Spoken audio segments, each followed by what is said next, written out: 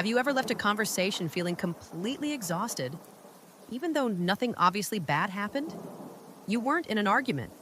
Nobody yelled. But you feel like you just ran a marathon in your mind. That's not an accident. There are certain people in our lives, and I'm willing to bet you already know at least two or three of them, who have a remarkable talent for leaving you drained, depleted, and low key, wondering why you feel so empty after spending time with them. And here's the thing that makes this so tricky: they're not always bad people. Some of them love you, some of them mean well, but the impact on your energy, it's real.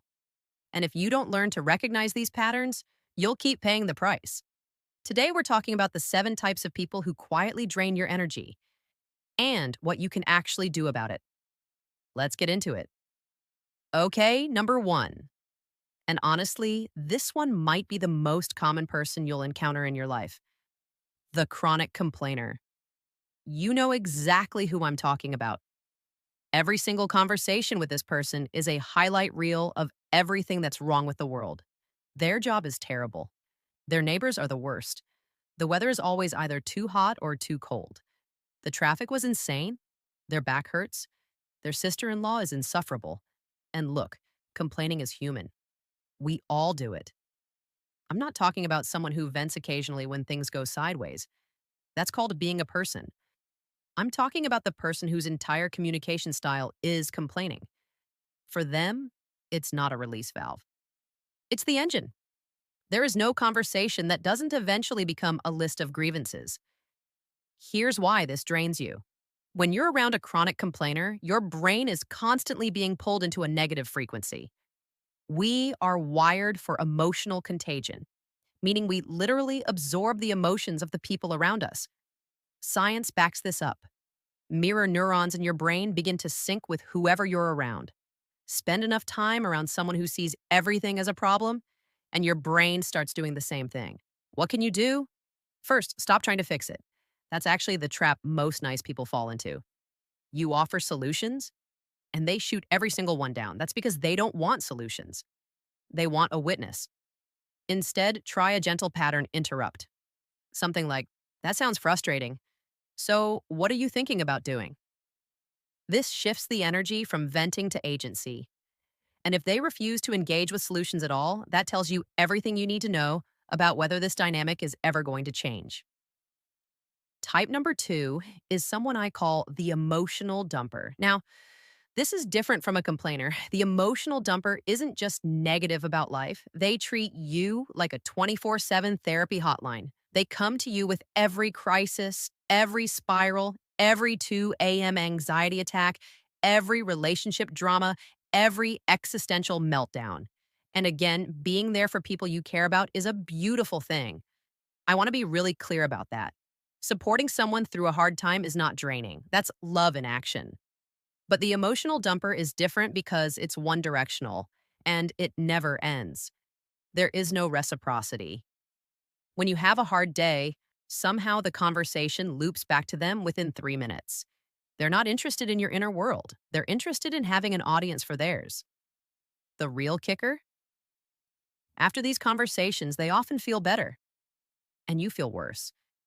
That's not a coincidence. There's actually a term for this. It's called emotional offloading, and it's essentially transferring stress from one person to another. The boundary you need here is not cruel, it's survival. You can love someone and still say, "I'm not in a place to hold space for this right now." You can be compassionate and still have limits. In fact, the most compassionate thing you can do for an emotional dumper long term is to gently redirect them to actual professional support: a therapist, a counselor, a support group, because what they need is beyond what one person should be expected to provide. Oh, type 3. This one might be the sneakiest of the bunch: the passive aggressive communicator. This person never directly tells you what they want or how they feel. Instead, they communicate through sighs, cold silences, backhanded compliments, and "no, it's fine," when it is very clearly not fine. I guess some of us just don't care about being on time. "No, no, you go ahead. I'll just figure it out myself like I always do." "Wow, you look different today." Sound familiar?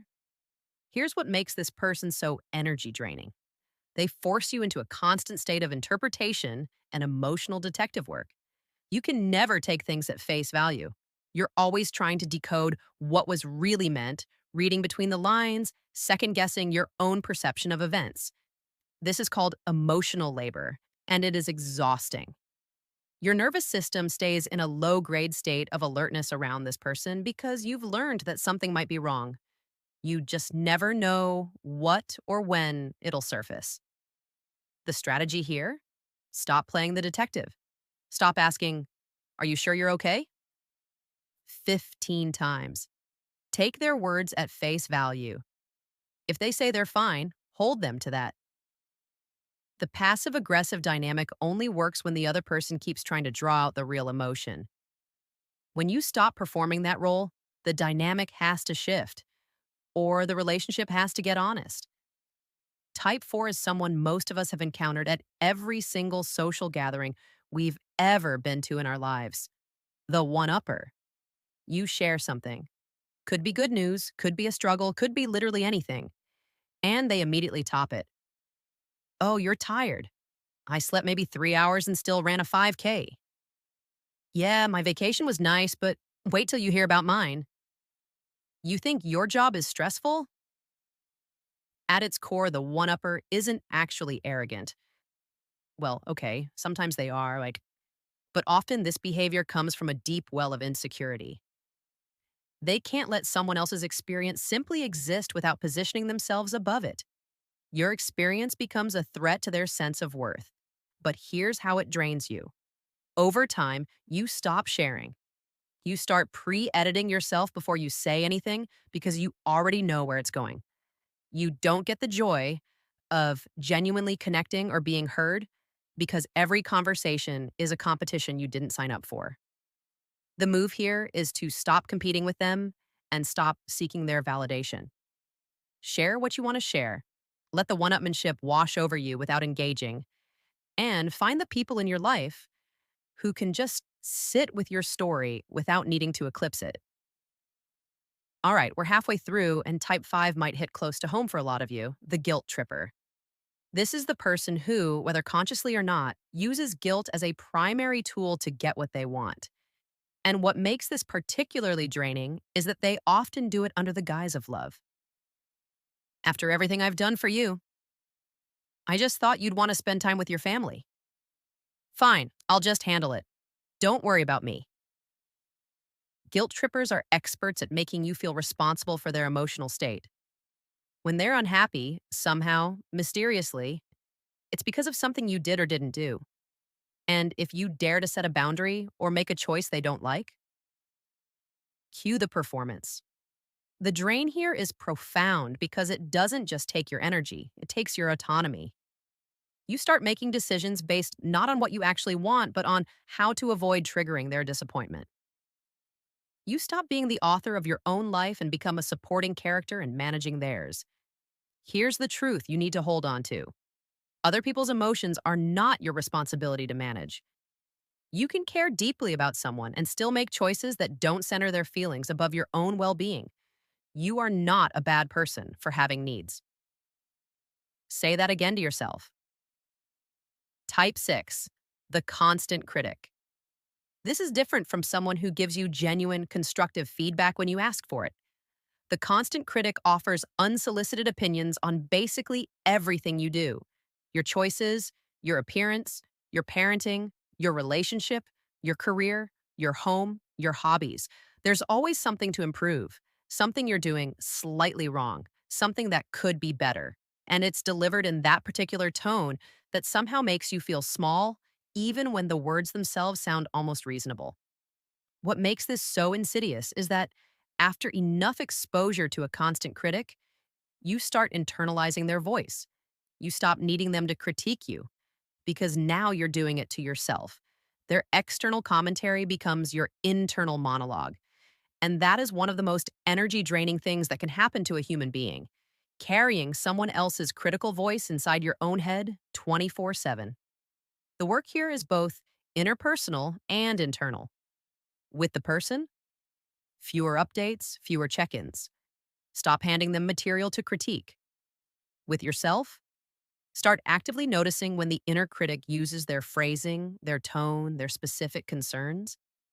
And remind yourself that voice was borrowed, not born. And we've arrived at type 7, my personal favorite to talk about, the drama magnet. This is the person who, wherever they go, drama follows. Or, more accurately, whatever they touch somehow becomes dramatic. A simple workplace conversation becomes a conflict, a family dinner becomes a scene, a group text becomes a full scale crisis, and the drama magnet always seems to be at the center of it, either as the victim or as the one holding the match. They live in a state of perpetual turbulence, and they have an uncanny ability to pull the people around them into the vortex. Here's what drains you: chaos is genuinely taxing to your nervous system. Your body doesn't fully distinguish between real threats and social drama. Stress hormones don't check credentials. Being regularly pulled into high drama situations keeps your system in a low level state of fight or flight, which is physiologically and psychologically exhausting. The move here is what I call the gray rock method: becoming as uninteresting and non reactive as possible. Don't add fuel. Don't offer opinions on the drama. Don't choose sides. The less energy you put into the vortex, the less it can pull you in. Drama requires an audience. Deprive it of one. Okay, so we've covered all 7: the chronic complainer, the emotional dumper, the passive aggressive communicator, the one upper, the guilt tripper, the constant critic, and the drama magnet. Now, here's what I want to leave you with, because I think this is the most important thing. Recognizing these patterns isn't about cutting everyone out of your life or becoming cynical about people. It's about becoming conscious. Because here's the thing: you can't protect energy you can't see being spent. When you start identifying these dynamics, you get to make actual choices. You get to decide how much access people have to your time and your energy. You get to set limits without guilt. You get to stop wondering why you feel depleted and start understanding exactly what's happening. Your energy is a resource, it is finite. And the people you consistently spend it on, and the people you consistently allow to take it without your consent, that shapes the quality of your entire life. So the question isn't just who is draining your energy. The question is, what are you going to do about it? If this video resonated with you, hit that like button. It genuinely helps this channel reach more people. And if you know someone who needs to hear this, send it their way. That's how we grow here. Drop in the comments: which type do you encounter most? I read every comment and I genuinely want to know. I'll see you in the next one. Eat. Don't forget subscribe, like the video, and turn on notifications.